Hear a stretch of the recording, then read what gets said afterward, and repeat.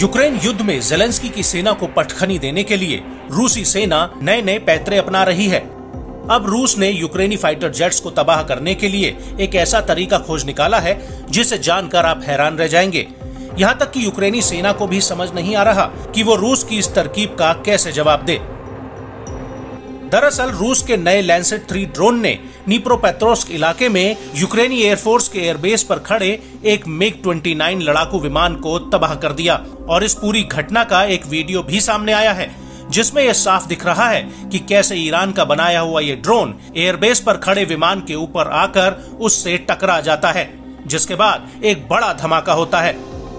और इसके बाद रूसी रक्षा मंत्रालय भी इस बात की तस्दीक कर देता है कि रूसी एरोस्पेस फोर्स ने यूक्रेनी एयरफोर्स के एक मिग-29 फाइटर जेट को एयरबेस पर ही मिट्टी में मिला दिया है। माना जा रहा है कि यह हमला 24 से 25 सितंबर 2023 के बीच हुआ है।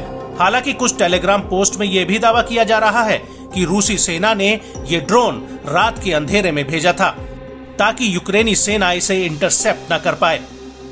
ठीक इसी तरह से रूस ने पहले भी डोल्गिनेत्सेवो एयरबेस पर खड़े यूक्रेन के 2 फाइटर जेट्स को ड्रोन से नेस्तनाबूद कर दिया था और इसी वजह से यह अनुमान लगाया जा रहा था कि यूक्रेनी सेना डोल्गिनेत्सेवो एयरबेस से अपने फाइटर जेट्स को पश्चिम या मध्य यूक्रेन में गहराई तक ले जा सकती है, क्योंकि ये एयरफील्ड युद्ध के मैदान से महज 65 किलोमीटर की दूरी पर है।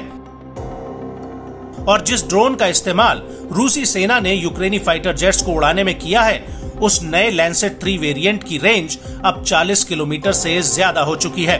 यानी कि फ्रंटलाइन से रूसी सेना आसानी से इस इलाके में यूक्रेनी फाइटर जेट्स को एयरबेस पर ही उड़ा सकती है। हालांकि ये पहली बार नहीं है जब रूस ने यूक्रेनी सेना को चकमा देते हुए इस तरह का अटैक किया हो।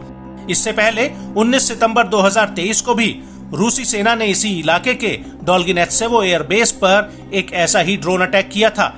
उस वक्त एक ड्रोन ने मिग-29 को टक्कर मार दी थी और पिछले साल 12 से 13 अक्टूबर के बीच भी यूक्रेनी एयरफोर्स के मिग-29 ने एक शहीद 136 ड्रोन को मार गिराने की कोशिश की थी, लेकिन ड्रोन में धमाके की वजह से विमान खुद नीचे आ गया था।